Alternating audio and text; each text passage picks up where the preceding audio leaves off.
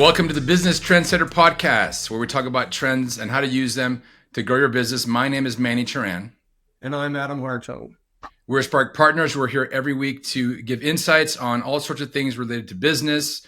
And we have a very special guest today, Tom Koulopoulos, and I will let Adam give the full introduction. But he's coming to us from the East Coast and is going to provide some insights about his book, about his history, and really look at the world of trends through his eyes. And obviously, we're all here as trendsetters and trendcasters. So welcome to the show. Adam, go ahead and give the intro. Tom, welcome to the Business Trendsetter podcast. And everybody, I meet Tom Koulopoulos. I've known Tom for over 20 years. I used to work at a company called CSC Index, and they had worked with a fellow named Jim Champy, and Tom and Jim Champy worked together for a while at Delphi Group. And then I met them because we were all interested in innovation and innovation management way back in the day, before it became common, before Clayton Christensen was out there proselytizing, sustaining, and disruptive innovations. We were all kind of like-minded thinkers at the time. I've kept up with Tom, and he's recently published a new book. But for those of you that don't know him, a little bit background: he is the founder and the chairman of Delphi Group, which has been around for about 30 years. Like myself, when I wrote for Forbes, he's written for Inc. magazine and a number of other companies. He was a founding member of the Acrobatic Ventures, an early-stage technology company, and a past director of the Babson College Center for Business Innovation. And I remember that well. Lots of great papers came out of that. I remember reviewing a lot of stuff from what you did there at Babson. And past director of the Dell Innovation Lab, as well as doing a professorship at Boston University. He's worked with Tom Peters and got accolades from Peter Drucker and a lot of other people, but I'm going to let him speak for himself, the author of 14 books. And right now here today, we're here to talk about GIGATRENDS IO, which is your latest book that you've just published. Right. Hey, so first of all, so great to be with both of you. Thank you.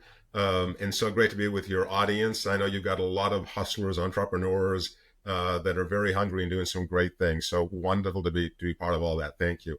Yeah, so GIGATRENDS IO it really stretched me. I wanted to write a book about trends that would influence 1 billion people or more.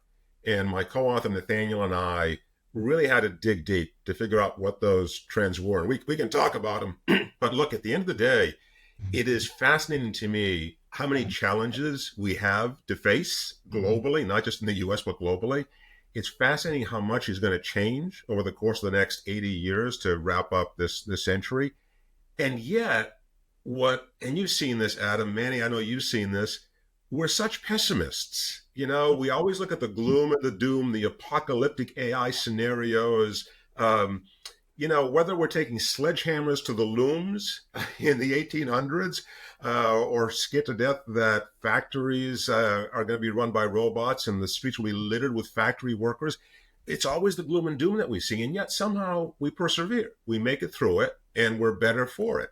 And we wrote GIGATRENDS with that sort of an optimist view. We wanted to look at how these challenges were real, but how we were going to take them on. You know, healthcare is a good one, right? No one knows what the solution is to healthcare. But there are ways we can begin to chip away at that aren't wrapped around the political axle. And we wanted to bring that sort of a solution mentality to these really big challenges that we're facing. So that was the effort. It was fun. It was painful. A lot of research went into that book. But at the end of the day, it was a book about optimism more than anything else. So I think you profiled 6 GIGATRENDS. That's right? That's right. We picked 6. And it was tough because, God, there's so many trends going on that we could have picked from. And we had a list initially of, I think, a few dozen of these that we tried to whittle down. So we've left stuff out because we had to leave stuff out. We were running a book, not an encyclopedia. But the 6 trends we looked at, we wanted to talk about changing demographics, population shifts, which are huge. And we'll talk about some of those if you'd like, but some stuff that people don't really fully appreciate that are going to rock globally, the socioeconomic, political ecosystem. We wanted to look at healthcare because healthcare is a big issue, not just in the US. We think we're at a crisis point within 20 years across the globe when it comes to healthcare. We wanted to look at the future of work and how AI is going to change the future of work, the future of transportation. We will choke the planet if we keep on rolling out vehicles the way that we have been. And it's not just about just electric vehicles. There's more to it than that. the future of identity. There are 4.5 billion people living on less than $7 a day. They're taken advantage of. They have no debit cards. They have no identity. They can't open a bank account. They can't apply for credit. We looked at that. Energy, we looked at very, very closely as part of that demographic shift. How do we bring energy to those 4.5 billion people? And the last thing was the future of things, how everything is going to ultimately become digital and what that means to us socially, economically, as we move to this fully digitized world. So those are the 6 trends that we looked at. It could have been 6 books, to be quite honest with you, but we put it onto one 350-page book, and it was quite a journey. So yeah, sounds fascinating. Sounds like these are efforts that have been a culmination of your career and the other a co-author, but also these are some of the things that Adam and I talk about quite all the time. And I think the lens in which we look at the world has to do with how we are in the world. I was never a professor. I've always been an entrepreneur, so I see things very differently than you. And Adam's got his own experiences. So I think as an entrepreneur or business leader, we're all looking for lighthouses. We're on the ocean. We've got the storm that it's coming, and we've got to look at how can I change my mindset so that I can make decisions for my team. Right. And I think these trends you mentioned, just like the ones we talk about, are very much those lighthouses that can either guide us to the right place or keep us away from the rocks.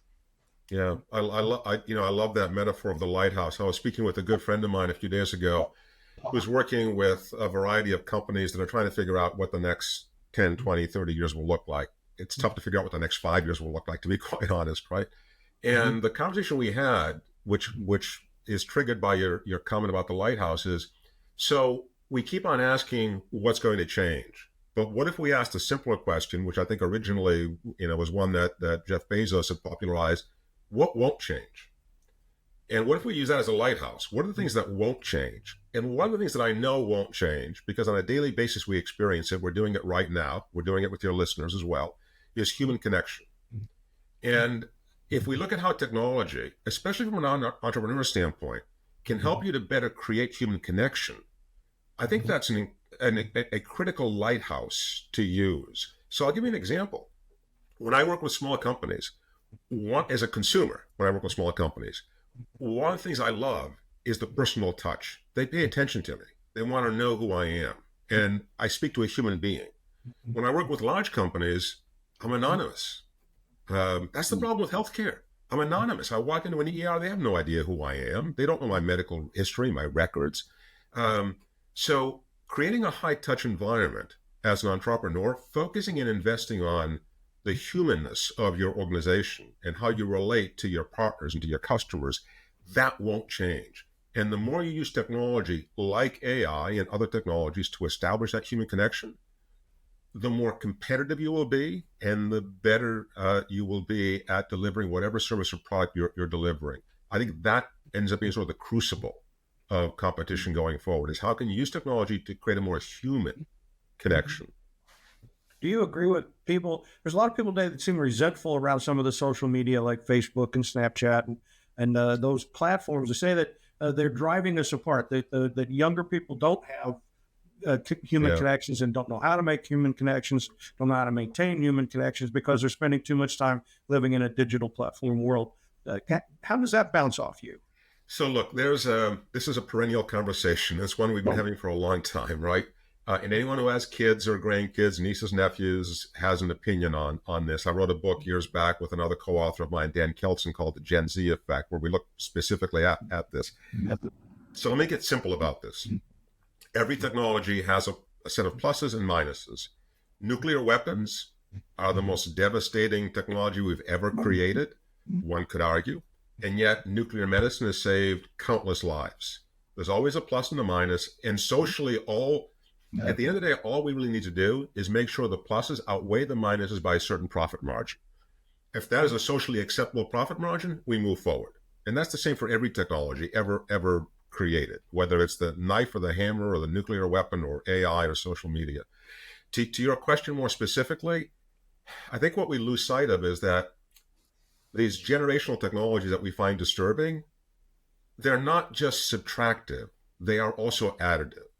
So when we wrote the Gen Z effect, we wrote about kids that had certain mental health conditions or physical conditions that couldn't be part of the workforce. And yet by being virtually able to be part of the workforce, suddenly they had a more productive life. And I think we don't pay as much attention to the additive nature of these technologies. So does social media create miniature echo chambers? Of course it does. Does it drive wedges? Yeah, of course it does. But so did 33 and a half, and a third RPM records once upon a time. So did the Beatles, so did the Rolling Stones. We fail to realize that all these disruptive elements in society are also additive. They create value. They don't just subtract value from society. So we look at one side of the balance sheet. When you look at one side of the balance sheet, of course you're going to be dismissive of them and be a pessimist. I think the key is look at both sides of that balance sheet. Here's a question. So I ask people when I'm in front of audiences, I say, so how many of you actually use ChatGPT? Out of 2,000 people, I'll be lucky if 30 or 40 raise their hand. Wow. How's that possible? So we're dismissing AI. We're talking about how it will become our overlord, and yet we're not even using it. We had a book launch here. I had about 30 friends. These are friends and colleagues of mine. These aren't folks off the street. And we did a little presentation, and I said, how many of you, out of 30 people, how many of you use ChatGPT on a regular basis? 6 hands went up. This is my circle. So how can you talk about technology and the impact it's going to have if you yourself aren't experiencing it? Yeah. If you're not experiencing it, you'll only see it as subtractive. You'll never see it as additive. So do these technologies take away? Absolutely. But do they also give back? Absolutely. And I had a moment a few months ago where he's now 16, but he was a 15-year-old boy, was working on an essay. And I was walking in and out of the room where he was at, and I noticed he was fidgeting around with his phone a little bit. And I went and I said, "What's going on over here?" And I talked to him, and I basically found out. I put my detective hat on. Found out he was using ChatGPT to do his essay. Yeah. And I had this interesting moment in my head because equally I was proud, but at the same time I knew that his teacher did not allow it.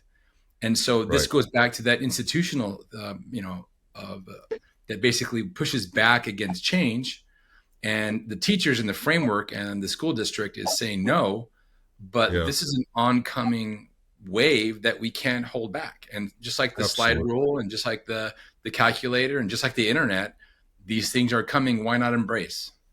I recall when calculators first came out, and my dad brought the first HP calculator home, and it was so cool. I brought it to class, and my teachers were mortified by this. I mean, of course, you couldn't use calculators in school. When I began teaching as a professor, there were professors that would specifically disallow the use of cell phones or laptops, and the cell phones back then weren't the smartphones that we have today, but disallow any use of technology in the classroom. I took the opposite approach. I said, look, if you're going to use your laptop, by all means, but I'm going to throw out facts every so often that are wrong. And if you don't catch me, I'm going to call you out on it. So, the technology is there. You're not going to, it's like staring down a tsunami. It doesn't work. Learn how to surf it, get the hell out of the way, go to higher ground, do something, but don't just stare at it, because staring at it isn't going to do a damn thing, and curse it. Yeah, I know cursing at tsunamis doesn't stop them. I remember giving presentations even a decade and more ago, and a lot of times whoever would introduce me would be starting up a conference. They'd say, well, it's time to put away your cell phones. And I would come on stage and I would say, listen, if you want to have your cell phone out, it's fine, because I'm just assuming that you're tweeting out my message or you're putting it on Facebook and telling everybody how much you enjoy listening to my presentation. So I was decided to take that positive point of view that was a tool that would help all of us in the room to grow. Well, remember when we used to do concerts? You couldn't bring a camera to a concert. And now, what you want most as an artist is to have your, be on social media, have pictures taken and videos taken and posted. Yeah. So thinking about these megatrends, are there any identifiable low-hanging fruit that you would say to a small business person, here's something that I think you got to grab a hold of? I mean, for example, we've talked about on our podcast people should use ChatGPT in order to expedite or quickly get things like first drafts of a press release, first drafts of an ad program, first drafts of an HR policy. The ChatGPT can really help them get some of that stuff quickly done for them. Yeah. In that vein, sort of low-hanging fruit around these megatrends or gigatrends, what are a couple of low-hanging fruit that you see? So look, in the same way that, if you roll the clock back 20 years, as a small business 20 years ago, you would spend enormous amounts of money to launch a new business. Today, you can launch nearly for free. Everything that you need from an accounting standpoint, from a marketing standpoint, it's all available. There's some free version of all of that. And it doesn't take a whole lot on a monthly basis to have an accountant that you outsource, using QuickBooks. And all these facilities made it possible to start a business with far fewer barriers to entry. That's exactly the way I would present AI. Look at AI as your best collaborator. It's part of your team. You should be using it in every aspect of your business. And if your question is, well, but how would I use ChatGPT? Then my challenge to you is you haven't played with it enough. If you're asking that question, you simply haven't played with it enough. And it's not just ChatGPT, it's all forms of AI. One of the forms that I use, I actually have conversations. Get this, I have conversations with my book. I use an app called Ask Your PDF. I've uploaded several of my books to Ask Your PDF, and I can ask questions of my books. And it will come back with things that I said, which frankly, I guess I'm at that age, I've forgotten I said these things. Wow. So I have conversations with myself. Someone else on staff, by the way, just for kicks and giggles, as they say, decided to take the answers that Ask Your PDF was giving about my books and play them back through 11 labs, which was trained on my voice. So I can ask myself a question and hear myself provide the answer to that question. How scary is that? I've talked to myself on occasion, but now I'm having full conversation. Now you're answering back. Can you imagine? I have a question regarding the gigatrends that you mentioned earlier. Yeah. Do you see any of these, probably all of these to some degree, being hindered or put into a box by the geopolitical landscape that we're inevitably in today and will be in 10, 15, 80 years, right? We're always going to have this turf war of some sort over resources, over people. Do you see that's going to slow things down? It's going to create a lot of uncertainty. I'm not sure it'll slow things down. It might cyclically slow things down. Political unrest tends to create cyclical disruptions in supply chains and things of that sort. But I think those are short-term cyclical aberrations. I don't think it's going to slow things down long-term. However, that said, a lot of your listeners are not just delivering digital product. They're probably working with real physical product. They have supply chains. They work with Asia. They've got factories in Taiwan, or they're working with suppliers in China. There's going to be a world of hurt in that part of the world. China right now is at the apex of its population. And it will be in 2100, it will have the same number of people, a little over 700 million people, as it did in 1965. So we're seeing a complete bell curve. That is going to create a world of pain. There are enough buildings to house 100 million people in China that are vacant buildings, half built. I don't want to be political in our conversation here because that's not, I'm not a political expert, but I've got suppliers in Taiwan that I work with other businesses, and there's a lot of concern about what China is going to do. They don't have an immigration policy. They will have to do something. They're investing heavily in Africa. They've invested untold billions of dollars in Africa, because Africa, by the way, is the only geography in the world that will have a population pyramid that's not top heavy as we move forward. Right. The rest of the world is going to be suffering with this aging demographic. So what does that do for entrepreneurs? It creates some uncertainty, certainly if you're dealing with that part of the world, with Asia, and that's not something that you can discount and take lightly. So you have to look at where the future will take you in terms of manufacturing, in terms of labor and labor supply. Labor arbitrage, I think, is going to change dramatically. We saw that happen in India, by the way. Eventually the wage arbitrage begins to go away. It normalizes. That will create a lot of disruption. labor is very inexpensive right now in China and in Taiwan, relatively speaking. That could change relatively soon. So I think there are certain geopolitical forces like that that are going to create a lot of disruption, a lot of uncertainty. At the same time, I think it's easy to go down the path of gloom and doom. And my sense is that there will be other things that will accelerate our ability to do business. We were just talking about AI, and it's an accelerant, it's an amplifier that will help in that process. But if you're dealing with physical product, there's definitely going to be a lot that you're going to have to contend with over the course of the next 5 to 10 years, not even 20 to 30 years.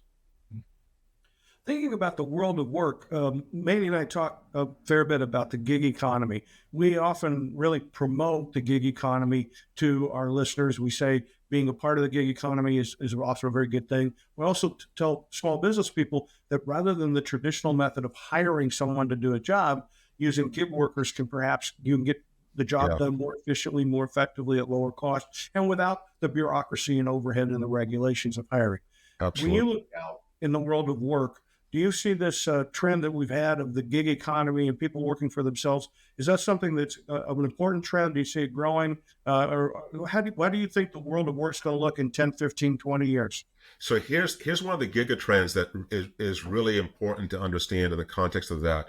So there are very few small businesses I've worked with that don't rely on a gig economy, a global gig economy, using Upwork or Fiverr or those sorts of platforms. I see that growing enormously. And I see it growing enormously because we do have 4.5 billion people. It's half the population of the world right now, a little bit more than half the population of the world, that live on less than $7 a day. If we could educate these folks, which we will be, if we can bring them into the economic mainstream, then we can create a feeder mechanism for this gig economy that you're describing that will pay off for decades to come. So I think there's an enormous capacity that we have for gig workers. The issue is we have to educate them, we have to train them, and we don't have the facilities yet by which to do that effectively. And those folks don't have identity. I mean, they can't, buy a computer or in many cases, get credit or a bank account. So we've got to get them online economically to make them part of this gig economy. The other demographic is that, hey, I'm 65. I should be retired. I love what I do. I'm sure, Manny, Adam, I'm sure you guys love what you do. I can't imagine retiring. I'll keep doing this till till no one's listening anymore. And I'll probably keep doing it long after people stop listening. My friend Jim Champy, who's a bit older than I am right now, he'll never retire fully because he adds value and he gets value. He gets satisfaction for the wisdom that he has. That's a whole nother class of gig workers that we're going to see at the top of the population pyramid. And there'll be more and more of those folks who want to contribute part-time, a few hours a week, a day a week, whatever the case might be. So I see an enormous shift to that gig economy. And by the way, the remote work phenomenon is fuel for that. As people learn that they can work very effectively at home, they don't need the infrastructure of a large organization. They're going to start asking themselves the question, what's my side gig look like? Right. And as that side gig begins to succeed, guess what? The side gig becomes the main gig. I see a lot of that going on. Yeah. There's not a single person that you will talk to between the ages of 20 and 30 who doesn't have some kind of a side gig or in the process. Right? I worked for a gentleman about 12 years ago.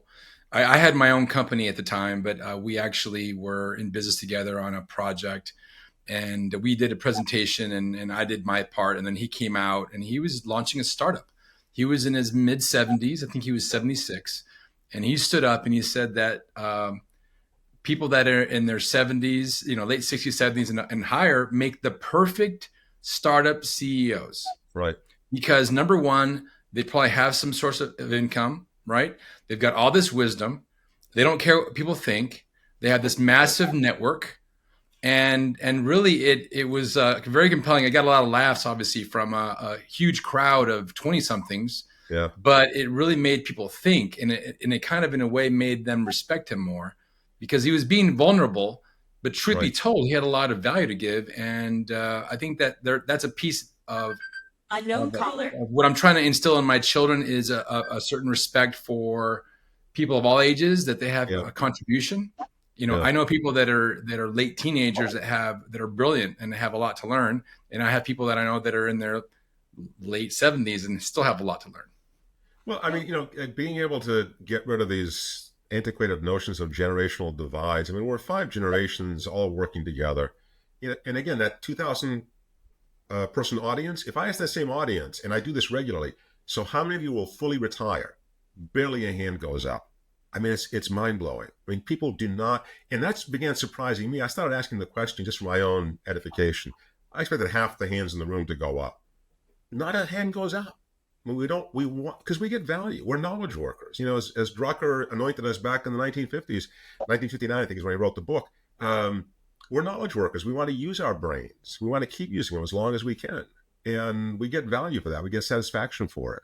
So I think this notion of a gig economy, going back to your question, Adam, that is the future without a doubt.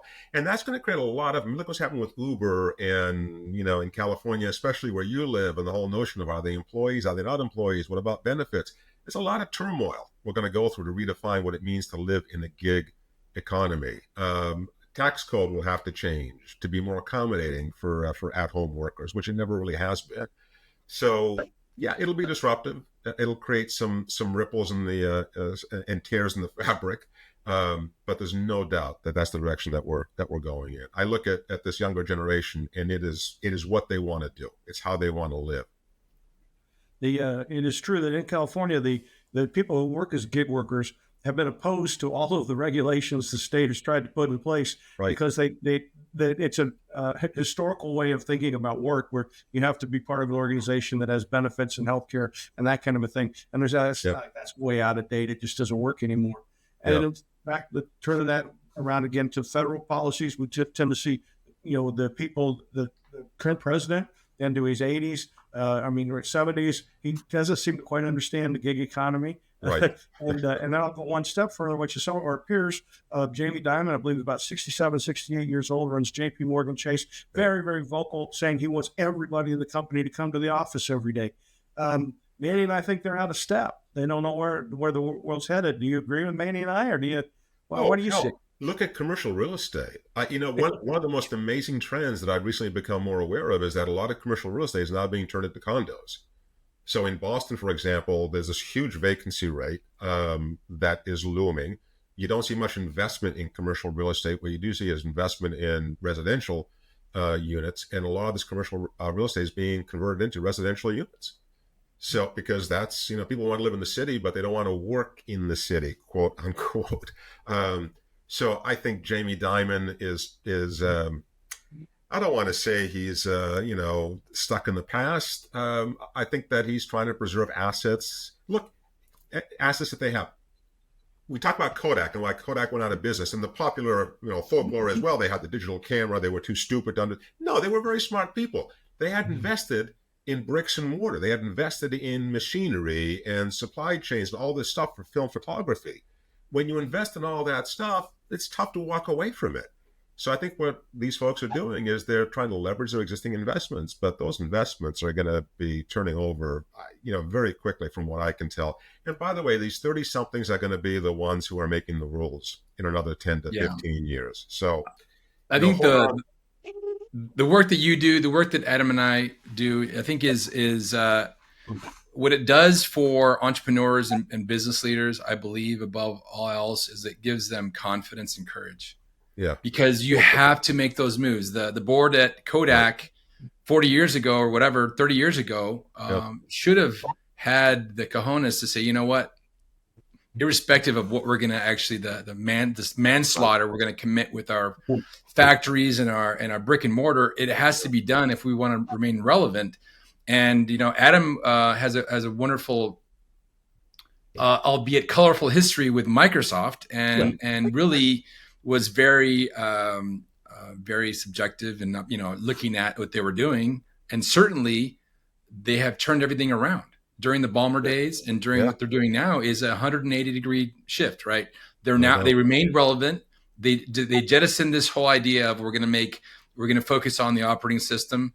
They're still kind of on the fulcrum with the, Word and all that, but they've really put the pedal to the metal on the all the web services, Azure, Yep. And I do a lot of work with the company that I run with Intel and other companies, and there's a huge investment that Microsoft's making in some new technologies, working with all these players, and they're making the right moves because they have that right mindset Yep. of what's going to happen, not tomorrow or next quarter, but 10 years from now, 50 years from now.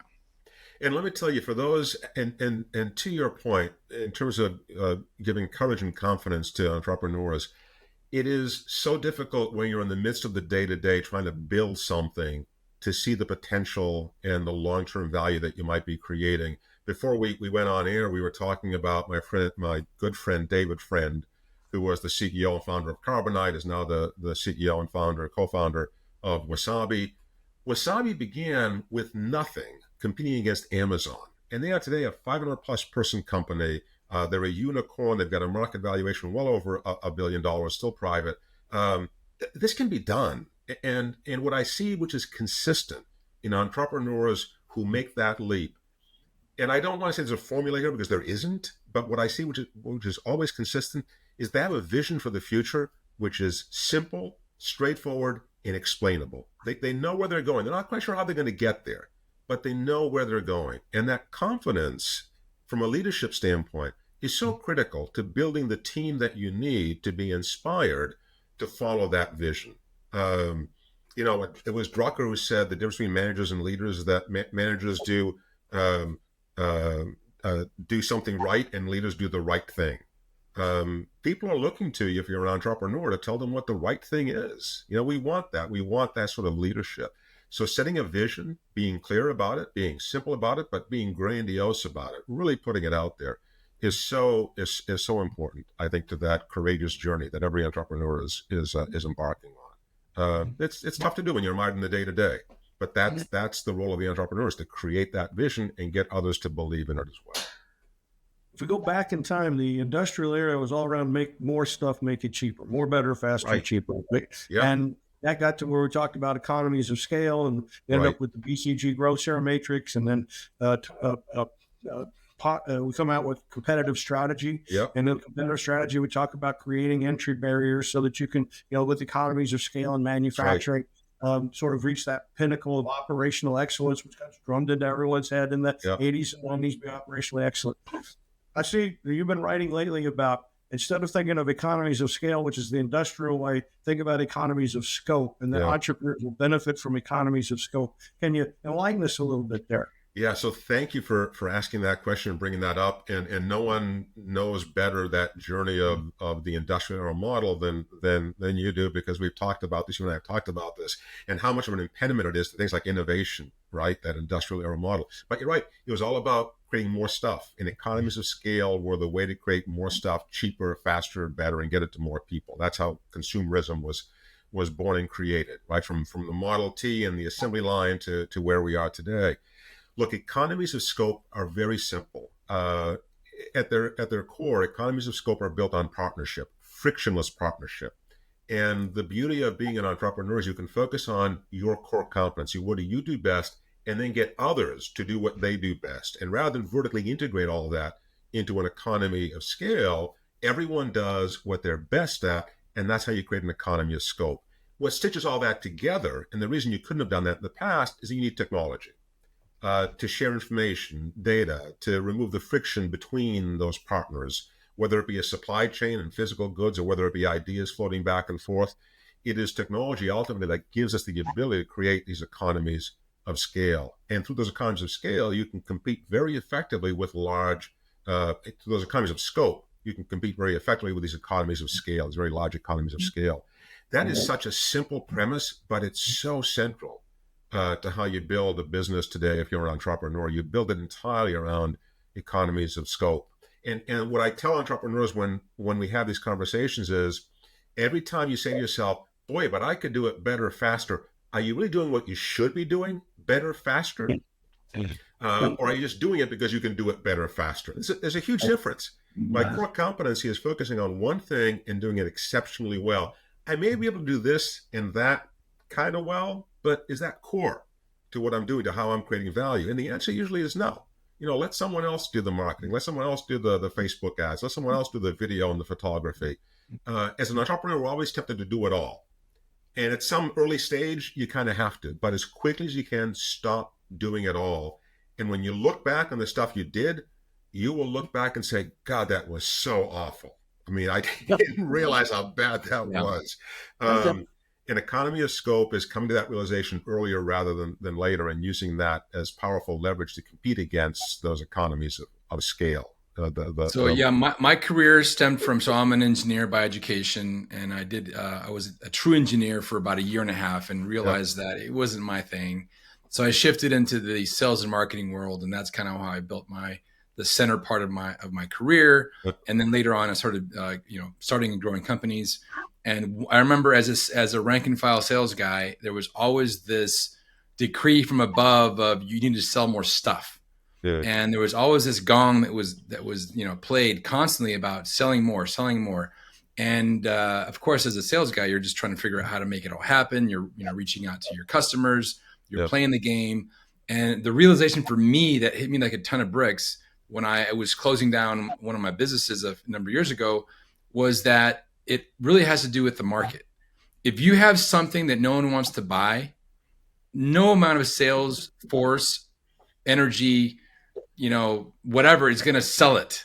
Right. And I think the product market fit is maybe a different lens that you're talking about now, as far as the economy of scope, being able to really zero in on that, what people really are looking for.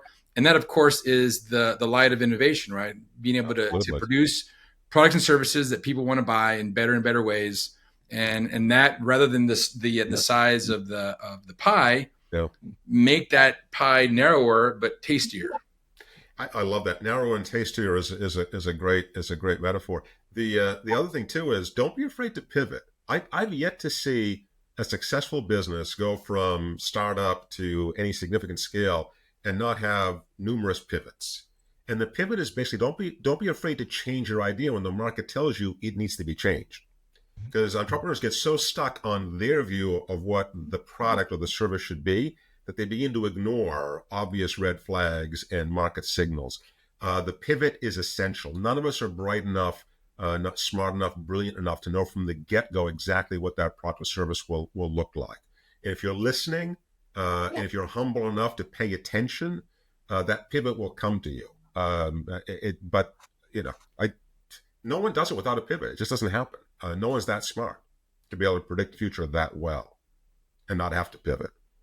People get caught up, like you said, running their business, and they don't realize the customer needs change. The world's a dynamic place. As the world changes, what people do changes, and then their needs change. And the product you have fulfilled a need, but as their needs change, then that need is no longer there, it's no longer apparent, or it's easily met with alternative technology. And now you've got to move on into that next thing. What are those next needs and next set of needs? And again, as we preach, that you're preaching, it's better pay attention to trends. Yeah. Because you're not going to often see that looking internally. You're not going to see that asking people if they like what you sell. You're going to have to look at the outside world. You're going to have to interpret the outside world and say, what's happening out there? And what does it mean for me? So as you said earlier, you asked, well, are you using Chat GPT? People say no. And you're like, well, by golly, you should. What are you waiting on?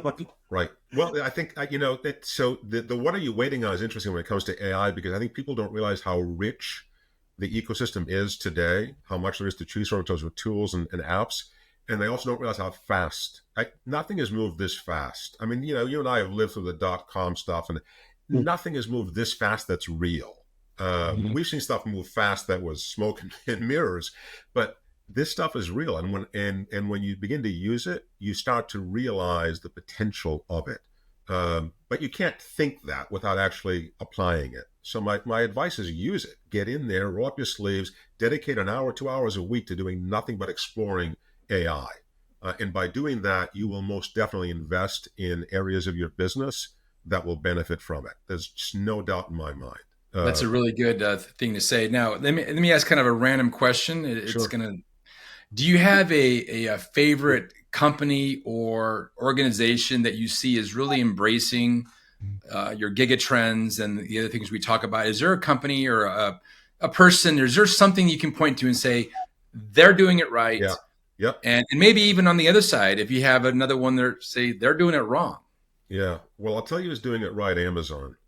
Amazon, for all the hatred that is thrown at Amazon because they're the gorilla on the block, they understand the demographic shifts. They understand the healthcare challenges, and by the way, they're not afraid to fail. And they've done that with healthcare, right? They tried it once, they went back, they made an acquisition, realized that they had to, be less organic about it and acquire the knowledge.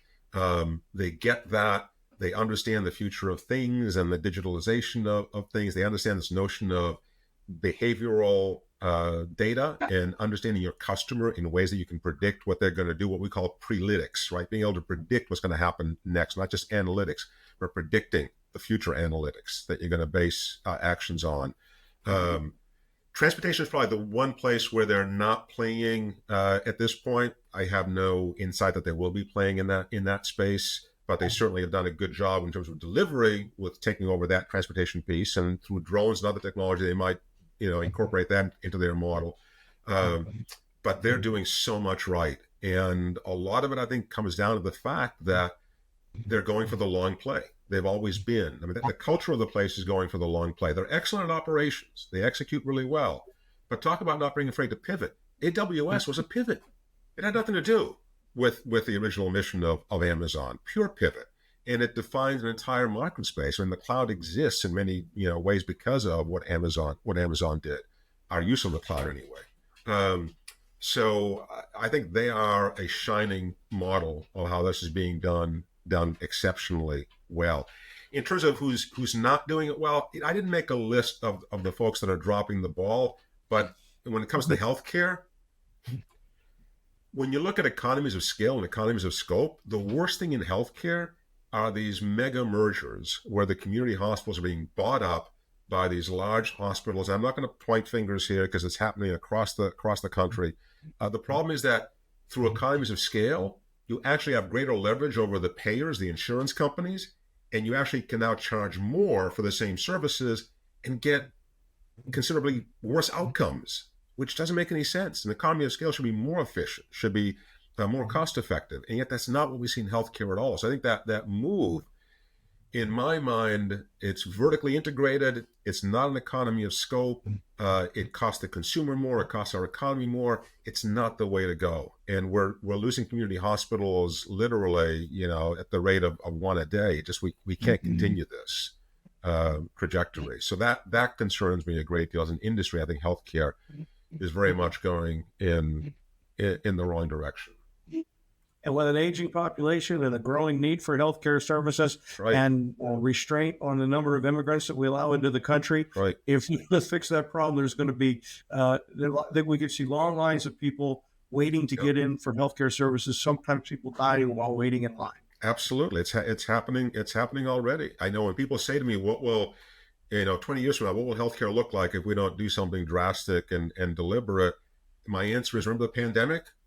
That's kind of what it will look like day in, day out. And that's not an exaggeration, because this aging demographic has more comorbidities, more complexity of care is required. After that, the immigration issues, and we have it's a system built to fail, unfortunately. Well, kind of like you said, it's not just U.S. by the way. It's not just U.S. This is a global issue as well. It's not just U.S. I just want to make sure we point that out. It's a global issue. Sorry, man. Didn't mean to interrupt you. No. For what I was going to just add some flavor and tie back something you said earlier about there's the sort of the lens of it's a gloom and doom situation. But I think that, and I would expect you, and I know Adam very well enough, that the market will figure it out. The market will push hard enough that eventually things will change. That's the way I see government as well. I mean, we can go in a whole government conversation for hours, and eventually it will happen. The only thing is, in the meantime, what's the suffering going to look like, and what's all the madness going to look like? The suffering will continue, and will certainly accelerate before it alleviates. But here's an opportunity for entrepreneurs. One of the things we talk about in the book is the role of what I call digital advocates. Digital advocates are basically bots. They're AI algorithms that I own, which have access to my medical records and can communicate with clinicians on my behalf when I can't. So this one, my advocate would be, at this point, it could be a spouse, it could be a child, it could be a close friend. The advocate becomes your digital advocate, and they know everything about you. What an enormous opportunity. I think a lot of change will come from the outside, from outside of healthcare. So don't look at healthcare and say, well, this is a highly regulated area, I don't stand a chance. I don't believe it. I think if you can appeal to the consumer and give them something, my Apple Watch, give them something which comes from outside of healthcare, but has enormous healthcare benefits. How many lives has the Apple Watch saved? So technology can play a crucial role here. If you appeal to the consumer, you can then find your way into the healthcare system eventually. I think there's a lot of opportunity for that. We talk about that in the book, but digital advocates are one of the ways that I think that healthcare system can change from the outside in. Give the consumer ownership and some agency over their healthcare. And that goes a long way, I think, to creating some gravity for a technology or a product or a service. Well, we probably ought to be wrapping this up. So, Tom, tell us where we can buy GigaTrends.io. Yeah, so the book is available. It's on Amazon. GigaTrends.io is the website. We use .io because that is the thing to do for AI nowadays. It's all about I/O. A lot of AI in here, but it's not just AI. We talk a lot about things that are going to change the world and affect the way we live, the way we work, the way we play. It's at the individual level as well as at the organizational level. I think it's especially important for entrepreneurs to understand these trends and to take advantage of them in ways that large companies can't. They're just not nimble enough to do it, as you said, Adam. And that's one of the things that entrepreneurs are exceptional at, being nimble and making a difference. Tom, this was a very fascinating discussion, and very excited to see how these things unfold. And for our listeners and viewers, is there a way that people can reach you and communicate with you? Yeah, absolutely. So if you go to gigatrends.io, there's a form there. You can communicate directly with me or with Nathaniel. We'll look at the submissions ourselves, and we're glad to have a conversation with folks about the book. My personal site is tkspeaks.com. You can connect with me through that as well. What a pleasure it was talking with you guys. Thank you so much for doing this. Absolutely. Thanks for joining our show. We appreciate it. Yeah, thank you very much. And we'll be talking to you soon. Adam, you and I will be back next week with additional thoughts on trends and how to grow your business, how to see the world in a new way, how to eliminate bias, and how to really hit your wagon on these gigatrends. Thanks, Manny. Cheers. Thanks, Tom. Thanks, guys.